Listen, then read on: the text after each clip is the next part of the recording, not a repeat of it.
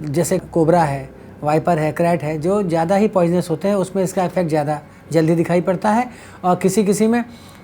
इसका प्रभाव देर में दिखाई पड़ता है कि आया चरने के बाद ये किसी में आपको दिखाई पड़ेगा जैसे ही चरा 1-2 घंटे के अंदर ही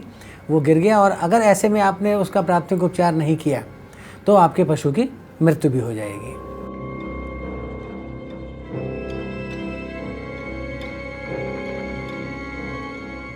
कई बार पशु ग्रेजिंग में गया और लौट के आया तो लोग जान नहीं पाते हैं क्या हुआ। पहले प्राथमिक लक्षण ये होते हैं कि मुंह से झाग आ रहा होगा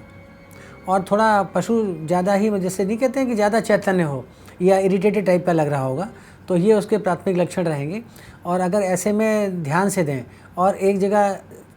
जहाँ चारा खाना है वहाँ ना खड़ा होकर इधर उधर बिदक रहा होगा। फिर अगर ध्यान से ऐसे में करना क्या चाहिए कि देखना चाहिए कि उसके पास, पैरों के पास कहीं कोई बॉडी में कोई निशान तो नहीं है, क्योंकि सांप होगा तो वो घुटने के ऊपर नहीं काटेगा, घुटने के नीचे ही जहाँ पैदल चल रहा है कहीं उसका। और एक और चीज़ है, सांप का अगर कोई अंग दबता है तभी वो काटता है, अदरवाइज़ सांप अपने आप नहीं काटने आता है। तो ऐसे में निशान होंगे। अब निशान की पहचान भी एक बहुत कठिन चीज़ होती है कि सांप ने काटा या चूहे ने काटा। तो उसके लिए जो इसका फैंग होता है वो छोटे छोटे, करीब करीब आप देखेंगे कि जैसे बिंदीनुमा 2 घाव 2 होंगे, जैसे लगेगा कि 2 बिंदी किसी ने रख दी हैं। और चूहे का होगा तो उसका 1 घाव होगा। तो ये मुख्य पहचान होती है कि, और झाग वाली बताई मुझे, और जिससे कि झाग होगा। और आप देखेंगे भी तो आपको लगेगा कि आँखों का रंग भी, जो आँखों में जो कंजंक्टिवा होती है वो भी कुछ ब्लूइश होने लगी। और फिर अगर समय से ध्यान नहीं दिया तो ऐसे में पशु हमारा चैतन्य अवस्था खो देता है और वो सुषुप्ता अवस्था में, यानी कि बेहोश टाइप का हो जाता है। तो ये प्रमुख लक्षण है। एंटी स्नेक विनम के लिए जो पशु चिकित्सालय का वहाँ पर कोई अगर क्षेत्र का कोई कर्मचारी है तो ठीक है, अगर वो कहीं दूर है तो उसको ढूंढने की आवश्यकता नहीं है। आप ग्राम प्रधान से संपर्क करिए और लेखपाल,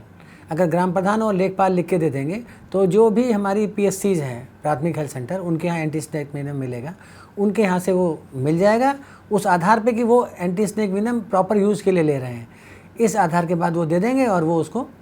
पशु चिकित्सालय में, या हमारे विभाग के द्वारा कई पैरावेट भी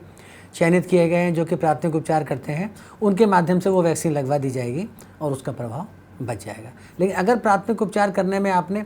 समय ज़्यादा नहीं खराब किया तो आपके पशु के बचने की संभावना ज़्यादा अच्छी रहेगी। अगर इसी तरह से कोई पशु आपका मर भी गया तो इसमें जो अभी बाढ़ या सूखे के दौरान जो हमारी दैवीय आपदा है, तो उसमें भारत सरकार के गृह मंत्रालय का 2015 का जो शासनादेश है, लेटर नंबर 32 MHA गाइडलाइन का 2015 का, उसके तहत अगर पशु की मृत्यु हो जाती है तो पंचनामा जो ग्राम प्रधान बनाएंगे उसके आधार पे 30,000 रुपये की एक संभावित एक व्यवस्था की गई है कि उसका जो पशु की कीमत तो नहीं निकली, लेकिन उसको ये है कि जो क्षति हुई है उसमें कुछ सहयोग हो जाए। और अगर उस पशु मालिक ने अपने पशु का पशुधन बीमा करा रखा है,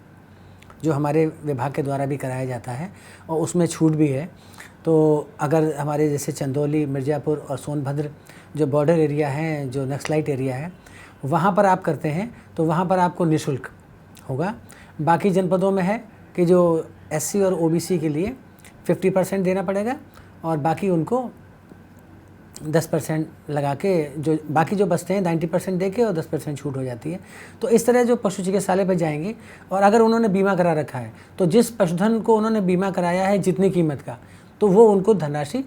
पूरे की मिलेगी। लेकिन उसके लिए एक काम ये होता है कि अगर पशु की मृत्यु हो गई है तो उसमें डॉक्टर का एक पोस्टमार्टम रिपोर्ट चाहिए। और अगर बाढ़ के दौरान मालूम पड़ा सांप ने काटा और पोस्टमार्टम नहीं हो पाया तो पंचनामा